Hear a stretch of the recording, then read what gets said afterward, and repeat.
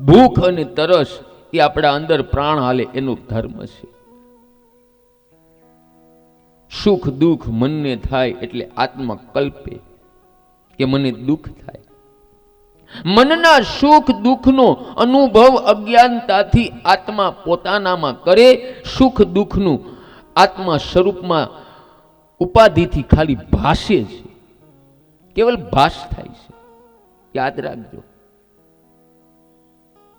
ભાષ એટલે અહીંયા તમે આ પિતૃના ફોટા રાખ્યા છે, તમે કેવલ ભાષ કરી શકો કે મારા પતિ આ રીતના હતા, મારા સાસુનો ચહેરો આવો હતો, મારી પુત્રવધી આ રીતની હતી. આ કેવલ તમે ભાષ કરી શકો. એ ફોટા કાંઈ તમારી સાથે બોલી ન શકે.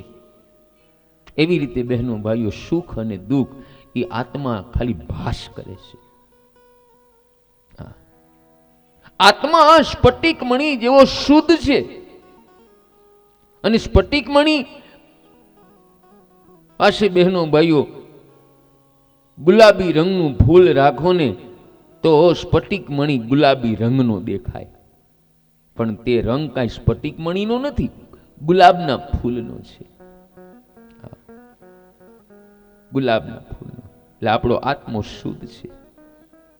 આત્મો પરમાત્માનો અંશ છે. યાદ રાખજો, જીવ જેવો કોઈ લૂચો નથી અને મારા ઈશ્વર જેવો કોઈ ભોળો નથી. કઈ રીતે? એ બીજાના માટે કરવું પડે તો લોકોને ત્રાસ થાય, અને પોતાના સગા સંબંધી માટે કરવું પડે તો લોકોને આનંદ થાય. અત્યારે સગા સંબંધી નહીં, અત્યારે આ ધર્મ સંપ્રદાયમાં એવું આવી ગયું છે. આ સંપ્રદાય જેટલી સનાતનમાંથી ડાળી ઊભી થઈ છે ને એમાં અત્યારે એવું આવી ગયું છે.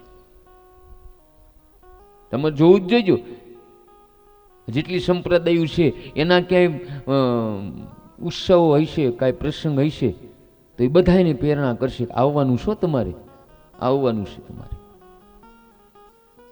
ખાલી આપણી અંદર છે એવું નહીં, જે ધર્મ સંસ્થામાં જોડાના છે ને એની અંદર હજી આ મોહ નથી ગયો.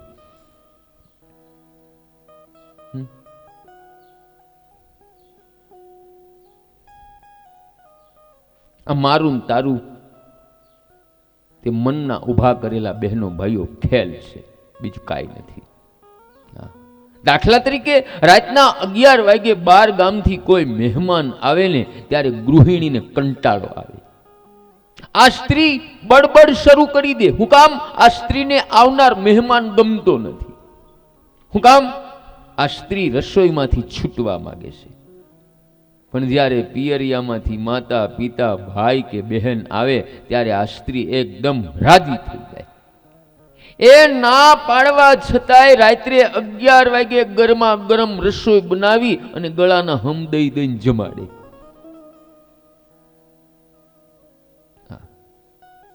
હવે આપણા મનને સુખ દુઃખ કેમ થાય? આવો ઈ જાણીએ. અહંકાર અને મમતાને લીધે સુખ દુઃખ થાય. આપણું મન વિષયોનું ચિંતન કરે, વિષયોમાં ફસાયેલું રહે.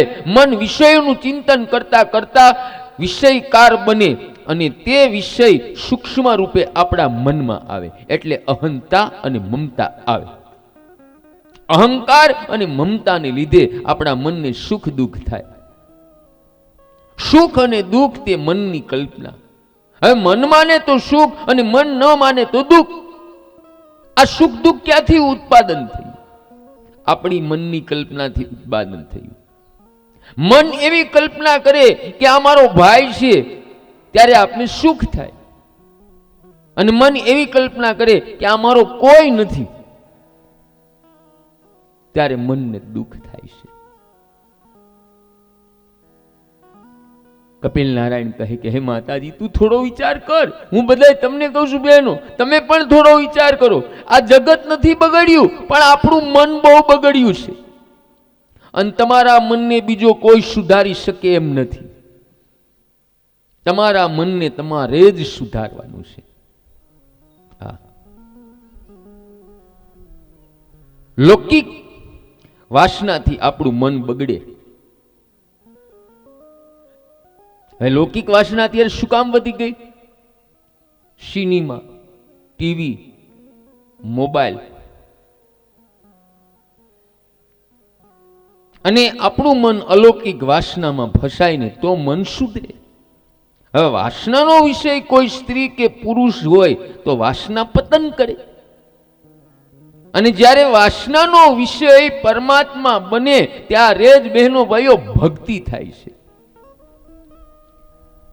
પણ યાદ રાખજો, વાસનાનો વિનાશ વાસનાથી જ કરવો પડે. એ લોખંડને કાપવું હોય ને બહેનો, તો તમારે લોખંડની જ કરવતી જોઈ, કે લાકડાની કરવતીથી લોખંડ ન કપાય. એટલે વાસનાને વાસનાથી કાપવી પડે. મને એક વિદ્યાર્થી બહેનો ભાઈઓ પૂછતો હતો, હે બાપુ, તમે કહો છો સિનેમા જોવાથી, ટીવી જોવાથી, મોબાઈલનો ખોટો ઉપયોગ કરવાથી આંખ બગડે, મન બગડે.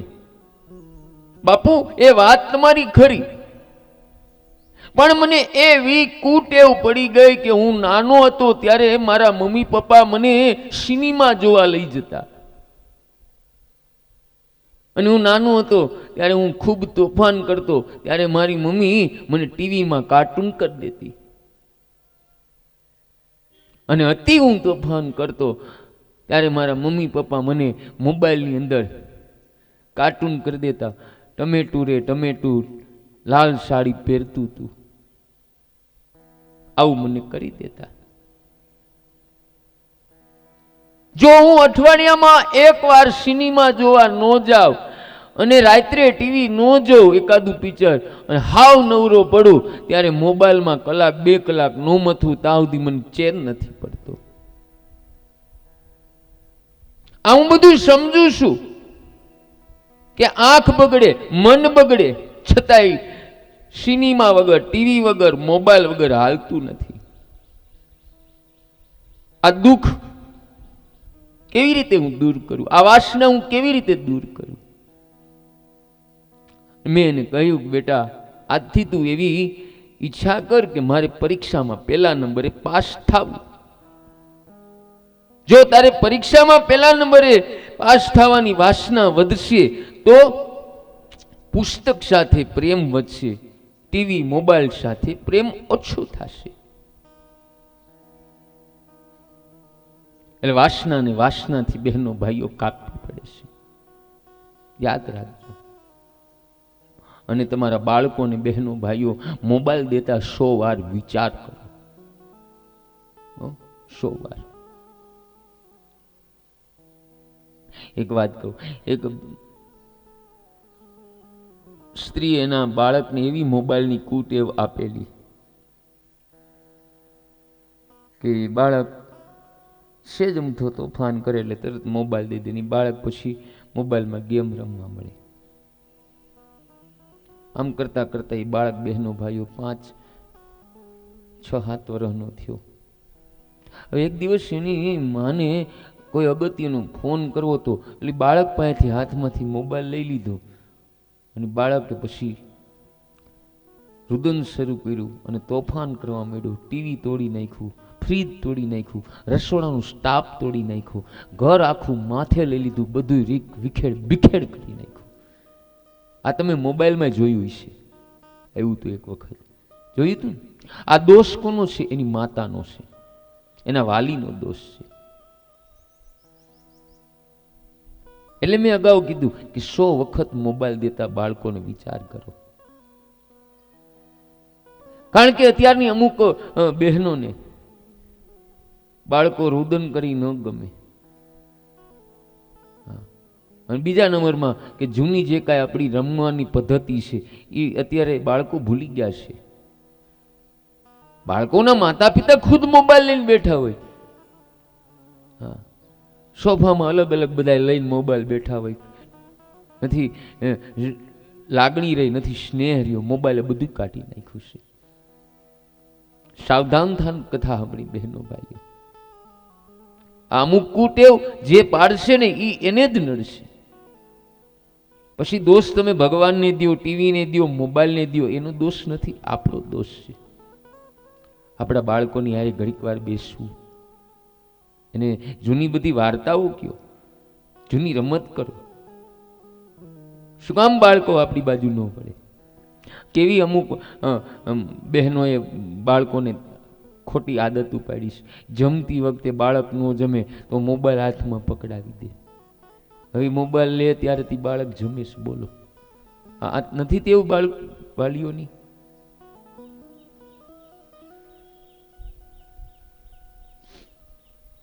આવી કુટેવ ન રાખો. આ તમને જ નડશે, પછી કહેતા નહીં. પછી ભગવાનના મંદિરે જાઓ કે ભગવાન તમારા ઘરે આવે, એકવાર કુટેવ પડે એ ન જાય. પછી એમાં ભગવાનનો દોષ નથી.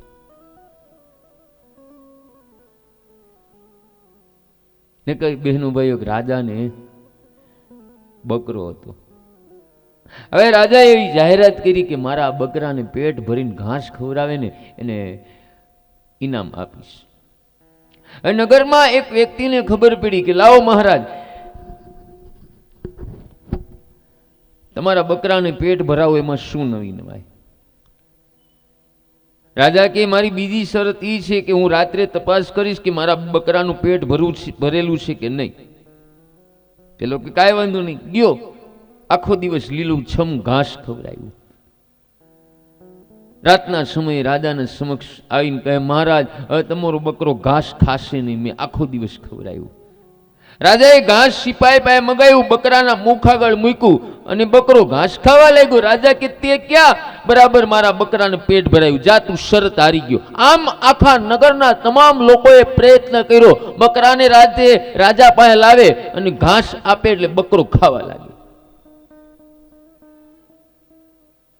હવે નગરમાં એક સત્સંગી રે, સત્સંગી વિચાર કરે કે મારે કઈક યુક્તિથી કામ લેવું પડશે. આ રાજાના રહસ્ય, બકરામાં કાંઈક રહસ્ય છે. પેલો ગયો સત્સંગી રાજાને કહે, મહારાજ મને એક ચાન્સ આપો. મહારાજ કે જા લઈ જા. પેલો સત્સંગી બકરાને લઈને ગયો અને લીમડાના થડ આરે બાંધ્યો અને હાથમાં લીધી સત્સંગીએ લાકડી અને બકરાના મુખ આગળ મૂક્યું ઘાસ. જ્યાં બકરો ઘાસમાં મુખ નાખવા જાય ત્યાં સત્સંગી લાકડીનો પહાર બકરાના મુખ ઉપર મારે. વોલ્યુમ ઓછું કરું ભાઈ, હું આટા મારો. ત્યાં છે કથા.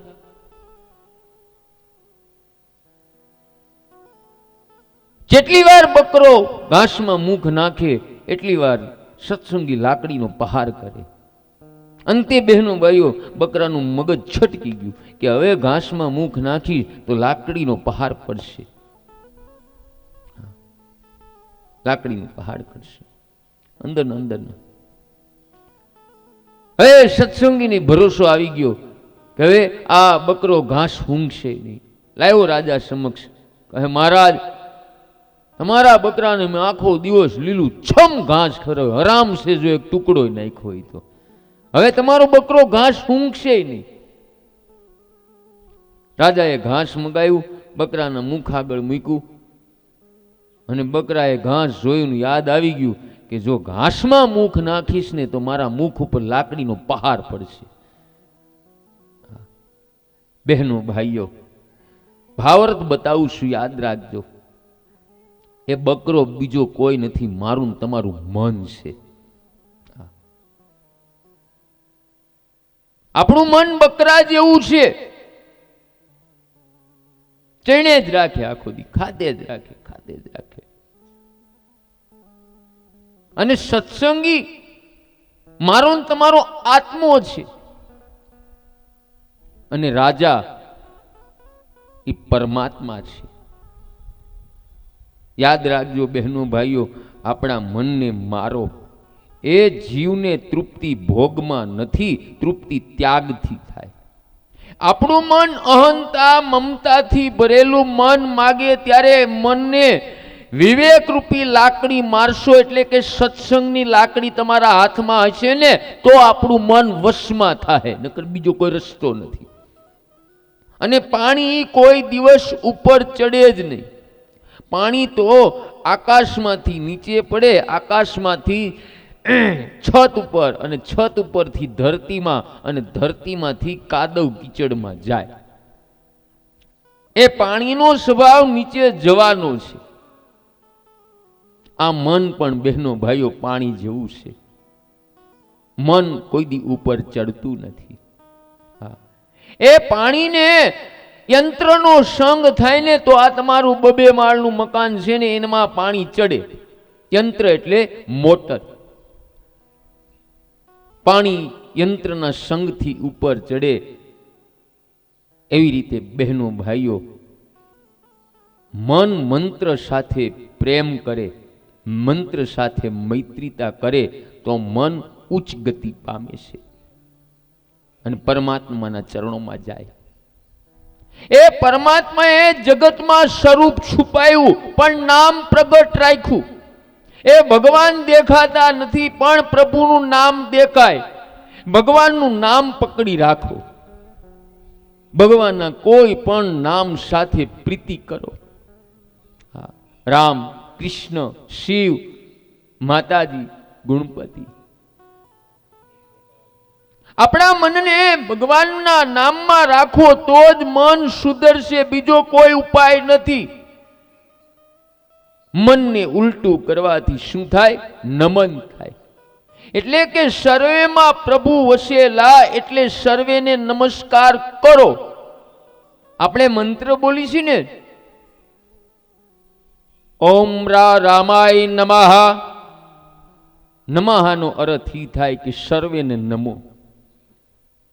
સર્વેમાં નારાયણના દર્શન કરે, જે હૃદયથી નમે એનું મન શાંત થાય. એનું મન શાંત થાય. પણ મન કેમ શાંત થાય?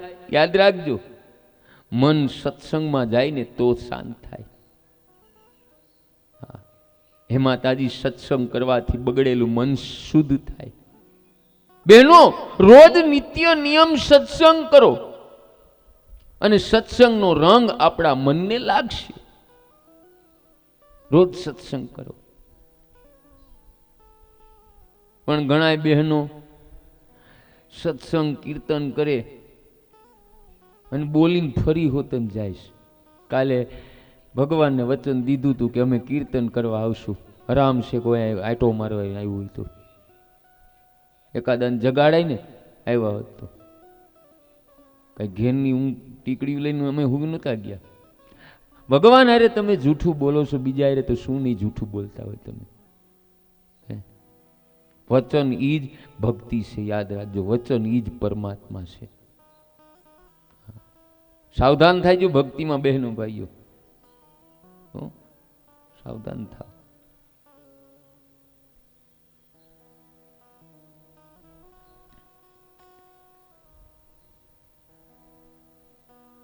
વચન ચૂકે એ 84માં જાય.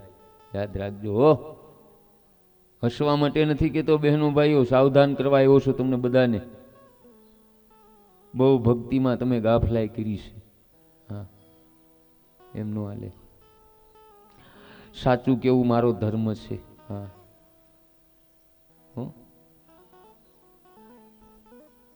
એટલે મારામાં ગળદી બહુ ઓછી હોય. સાચું સહન કરવાની શક્તિ હોય ને એ જ આવી શકે. બધાય નથી આવતા, એ કહી દો.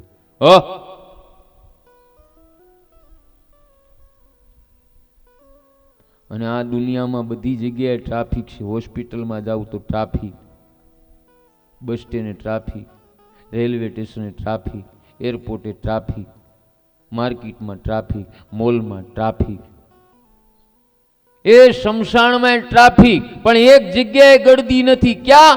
સત્યની લાઈન નથી. સત્યમાં કોક કોક ઊભા છે.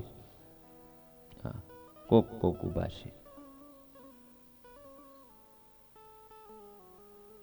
હમણાં અહીંયા ખૂબ ડેકોરેશન કથામાં હોય, સોફા બોફા હોય, પાણીના ફુવાર હોય, માણા હમાય નહીં.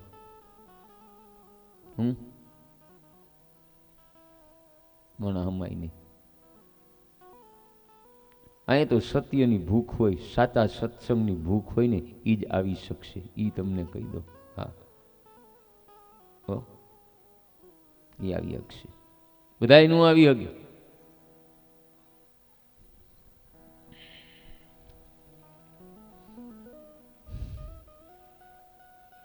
અને કદાચ લાભબા આ તમારા સરદારનગરના કોઈ વ્યક્તિ ન આવે ને તો આ ઝાડવાને હું વૈષ્ણવ સમજીને કથા સંભળાવે. હું એવો વક્તા છું, આ ઝાડવાને વૈષ્ણવ સમજી. હા,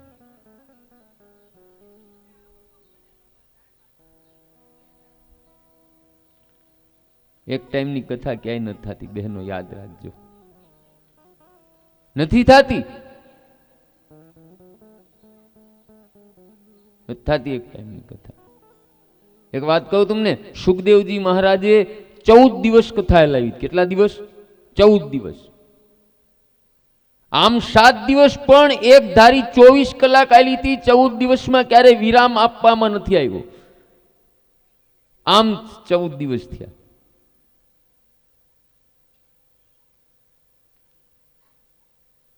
ચોવીસ કલાક હલાવીને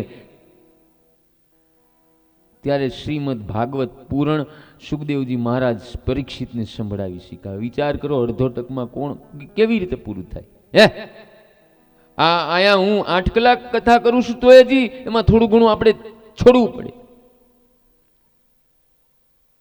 અને જે અધૂરી કથા કરે ને બહેનો ભાઈઓ, એ ખુદ દોષી છે. પાપનું પોટલું પોતે માથે બાંધે છે. પાપનું પોટલું માથે બાંધે. હું તમને એમ કહું, તમે જમવા બેઠા હોય, ખૂબ ભૂખ લાગી હોય, હે, અને અડધું જમીન તમે ઊભા થઈ જાઓ, ભૂખા રહ્યો કે ન રહ્યો? વિચાર કરો.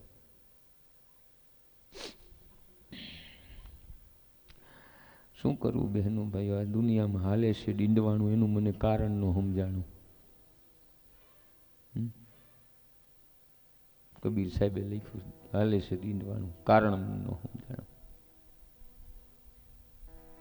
પાખંડ વાળાને બોલબાલા છે, સત્ય છે, એનાથી લોકો દૂર છે.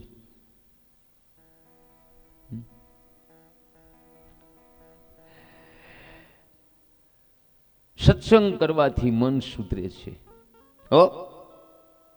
પણ સત્સંગ રોજ કરો. ઘણા બહેનો એવો નિયમ લીધો હોય કે આપણે પૂનમ કે 11 ના દિવસે સત્સંગ કરશું. હું તો એમ કહું છું, તો પૂનમ ને 11 ના દિવસે જ ભોજન કરવું, બાકી આખો મહિનો ઉપવાસ કરવો. અને સત્સંગ કીર્તન કરો,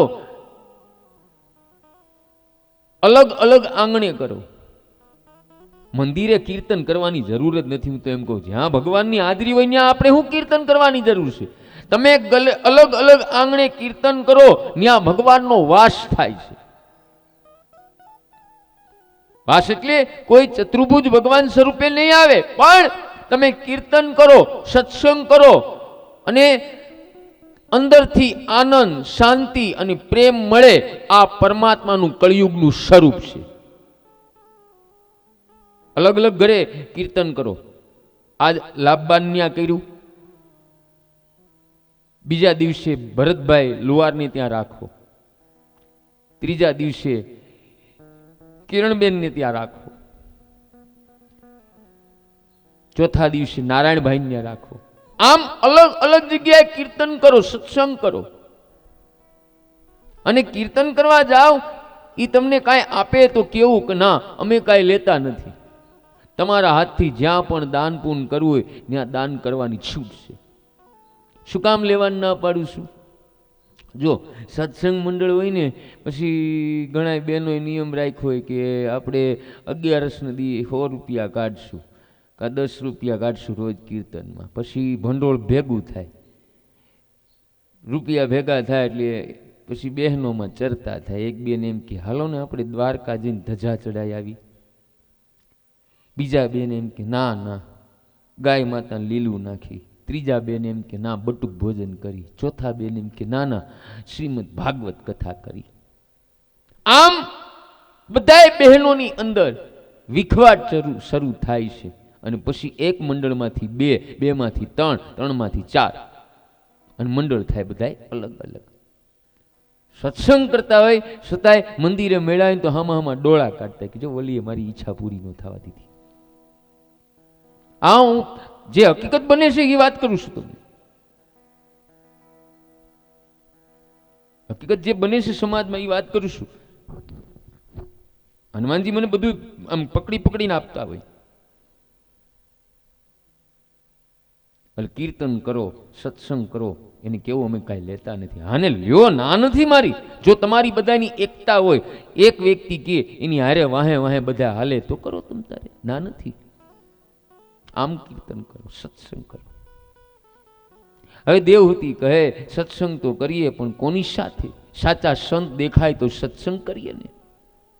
મને તો જગતમાં ક્યાંય સાચા સંતો દેખાતા જ નથી.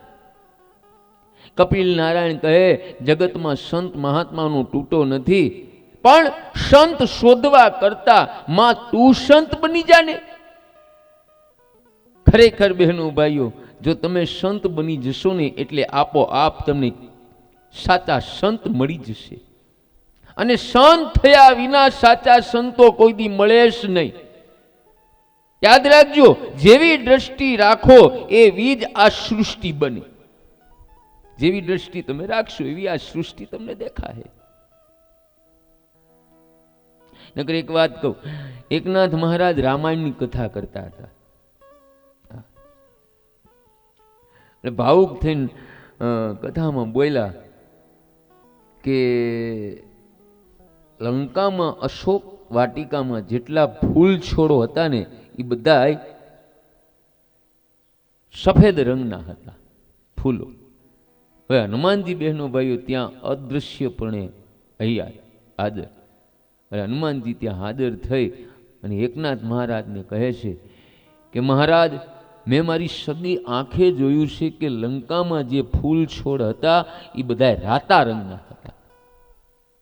એટલે એકનાથ મહારાજ કહે કે હનુમાનજી, હું તો મારા રામજીને રીઝવવા માટે કથા કરું છું. હવે આ કજીયો બહેનો ભાઈઓ ભગવાન રામ સુધી ગયો અને ભગવાન રામ હનુમાનજીને કહે છે કે એકનાથ મહારાજ કહે બરાબર છે, મેં નજરે જોયેલું કે લંકામાં ફૂલ સફેદ હતા. હનુમાનજી કે મેં જે જોયું એ શું? ત્યારે રામજી કહે છે કે તમે બંને સાચા છો.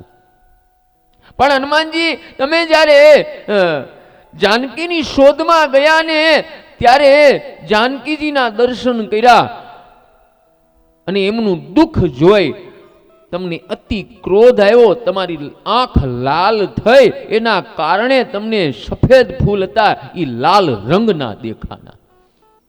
કહેવાનો ભાવરથ બહેનો ભાઈઓ એ છે કે જેવી તમારી દૃષ્ટિ રાખશો ને એવી આ સૃષ્ટિ દેખાશે. એવી આ સૃષ્ટિ દેખાશે.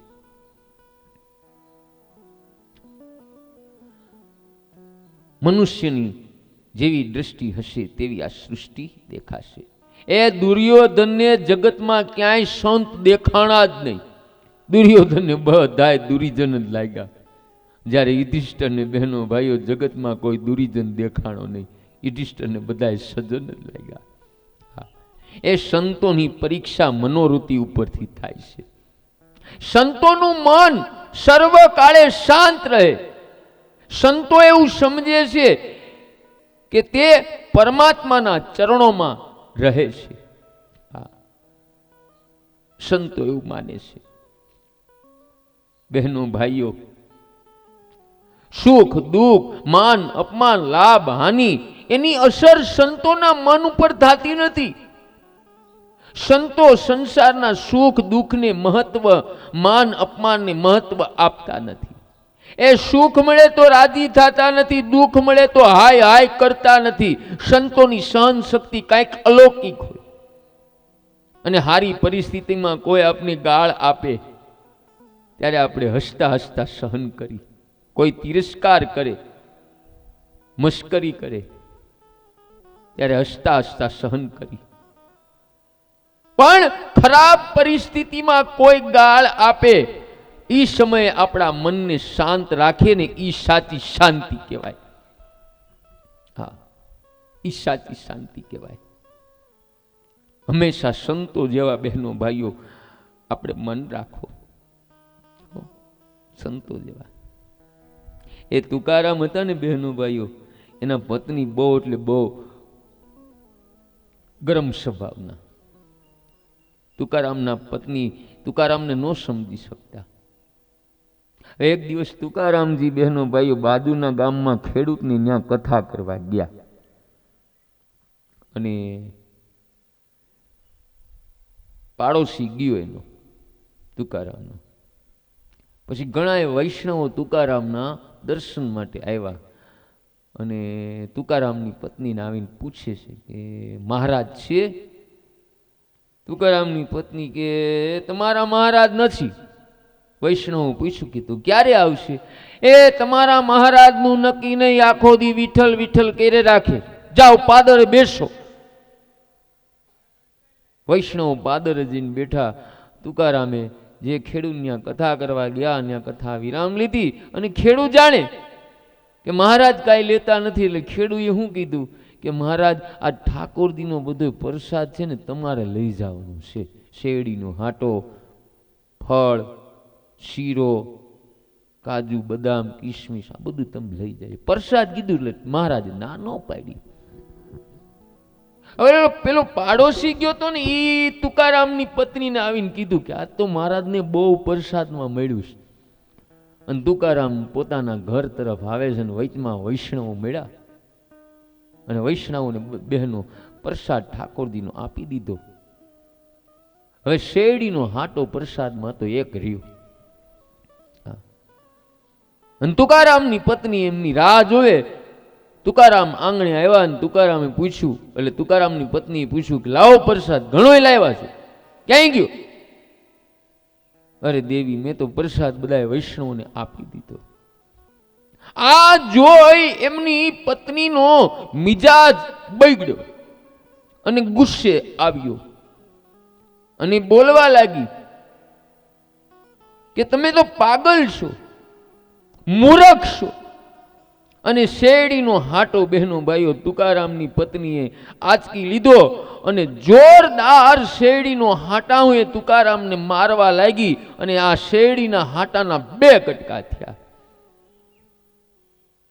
ત્યારે મહારાજ એમની પત્નીને કહે છે કે દેવી, હું ક્યારનો વિચાર કરતો હતો કે ઠાકોરજીનો શેરડીનો હાટાનો પ્રસાદ એક છે, આપણે 2 છીએ, કેવી રીતે હું 2 કટકા કરીશ? પણ તું તો દેવી છો, તે તો મારું સરળ કામ કરી દીધું. આમ કીધું એટલે તુકારામની પત્નીને પછતાવો થયો કે મારા પતિ પાગલ નથી પણ સાચા સંત છે, સાચા સંત છે. બહેનો ભાઈઓ, સંતોની માન અપમાન કે કડવી વાણી ઉપર જરાય અસર થતી નથી. સંતો કોઈને શત્રુ માનતા નથી. સંતો એમ સમજે છે કે આ જગત પરમાત્માનું સ્વરૂપ છે. સંતોને મૌન ગમે, વધારે બોલતા નથી અને બોલે તોય ભગવાનની વાત તો જ કરે. ભગવાનની વાતો સિવાય બીજું કાંઈ ન કરે. શ્રી કૃષ્ણની મંગલમય કથા સંભળાવે, સેવા સમરણ કરે, આમ ભગવાનમાં તન્મય થાય અને છેવટે ભક્તિમાં લીન થાય છે. ભક્તિમાં લીન થાય. હે માતાજી, આપ સતત ભક્તિ કરવાની ટેવ પાડો અને સંતો બહેનો ભાઈઓ પરમાત્મા સાથે પરણે. અને બહેનો ભાઈઓ, પરણવાનું કાયમને માટે હોય છે, કાયમને માટે, એક દિવસ માટે નહીં. મને કાલ કિરણબેન હું પ્રસાદ લેતો હતો ને ત્યારે પૂછતા મને કે બાપુ, જ્યારે કથામાં આપણે બેસીને ત્યારે આપણે એમ થાય કે જે કથાના શબ્દો નીકળે છે ખરેખર આપણે એ પ્રમાણે જ જીવન જીવવું જોઈએ. કે માંડપ બહારે નીકળીને એ કે હતા એમનું થઈ જાય છે. હતા એમ આ જે એને કીધું એ જ હું કહું છું.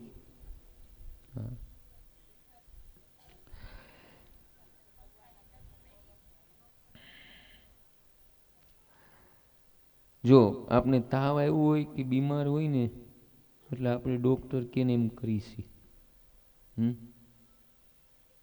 કે આ દવા તમારે આટલા વખત લેવાની, ખાવા પીવામાં કાળજી રાખવાની, બહુ ઉતાવળે ચાલતા નહીં, બહુ એવો ખોરાક ન ખાતા, એટલે આપણે પરેજી રાખીશી. તમે બહાર નીકળો છો ને એટલે તમારા જીવનમાં પરેજી નથી. શું? હોસ્પિટલમાં જઈએ છીએ ને ત્યારે આપણે કોઈની ખબર કાઢવા, ત્યારે આપને વૈરાગ્ય આવીશ, નમતા નમતા જઈશ. હા, સમજાણું? એટલે વૈરાગ્ય છે ને કાયમિક હોવો જોઈએ. ઘરે હોય તોય ભલે, બહાર હોય તોય ભલે, કાયમિક વૈરાગ્ય હોવું જોઈએ. શું કામ કાયમિક નો ટકે? રોજ ટકે એવું નથી.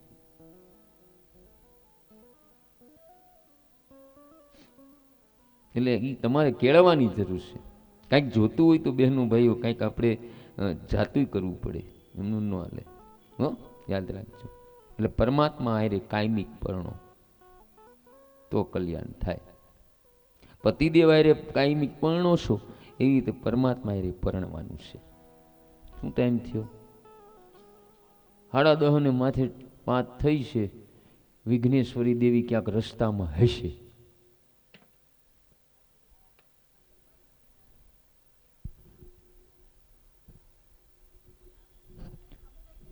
ઉપર કોઈ નથી આવવાનું બેન, એક યાદ રાખજો. હો, આપણે એકલા જ જવાનું છે.